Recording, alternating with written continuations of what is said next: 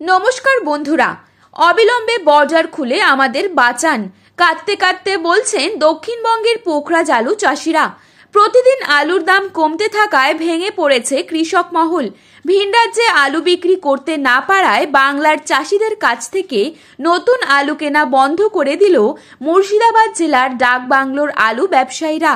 মুর্শিদাবাদ জেলার আলু ব্যবসায়ী সম্পাদক আশিস ঘোষ জানান, প্রতিদিন আনুমানিক 30,000 প্যাকেট আলু আমদানি হচ্ছে মুর্শিদাবাদে। ঝাড়খণ্ডের কাছাকাছি আলু পাঠাতে না পারার ফলে আজ থেকে কৃষকদের কাছ থেকে পোখরাজ আলু কেনা প্রায় বন্ধই করে দিল ব্যবসায়ীরা। আলু ব্যবসায়ীদের বক্তব্য, বাংলায় জলের দরে বিক্রি হচ্ছে নতুন ও পুরনো আলু। এই অবস্থায় রাজ্য সরকার যদি ভিন রাজ্যে আলু রপ্তানির ছাড়পত্র দেন তবেই বাঁচবে কৃষক মহল।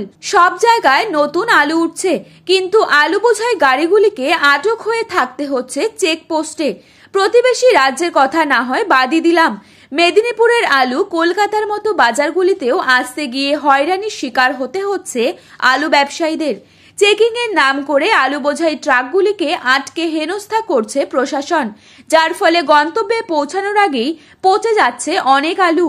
কাঁচা সবজি আটকে রেখে হেনস্থা করার আইন কি সংবিধানে লেখা আছে, তা জানতে চায় সকল আলু চাষিরা। রাজ্য আলু ব্যবসায়ী সমিতির সম্পাদক লালু মুখোপাধ্যায় শুক্রবার বলেন, রাজ্য প্রশাসনের কাছে তথ্যের গরমিল ছিল। আমাদের আশঙ্কা সত্যি প্রমাণ করে এখনো রাজ্যের হিমঘরগুলিতে অন্তত 2 লক্ষ টন আলু থেকে গেল। হুগলি, বর্ধমানে হিমঘরের মালিকেরা শেডের বাইরে আলু বের করে দিয়েছেন। পশ্চিম মেদিনীপুর এবং বাঁকুড়ার অধিকাংশ আলুই ভিন রাজ্যে পাঠানোর ছিল। পরিমাণ বেশি হওয়ায় সেখানকার আলু শেডে বের করা যায়নি। পুরনো আলুই বাজার জুড়ে থাকায় বাঁকুড়া, মুর্শিদাবাদের নতুন আলু জলদি উঠলেও চাষিরা দাম পেলেন না। তো বন্ধুরা, এই ছিল আজকের আলুর সঠিক বাজার দর। ভিডিওটি ভালো লেগে থাকলে অবশ্যই একটি লাইক করবেন এবং চ্যানেলটিতে নতুন এসে থাকলে অবশ্যই চ্যানেলটিকে সাবস্ক্রাইব করে পাশে থাকা বেল আইকনটিকে প্রেস করে রাখবেন। ধন্যবাদ।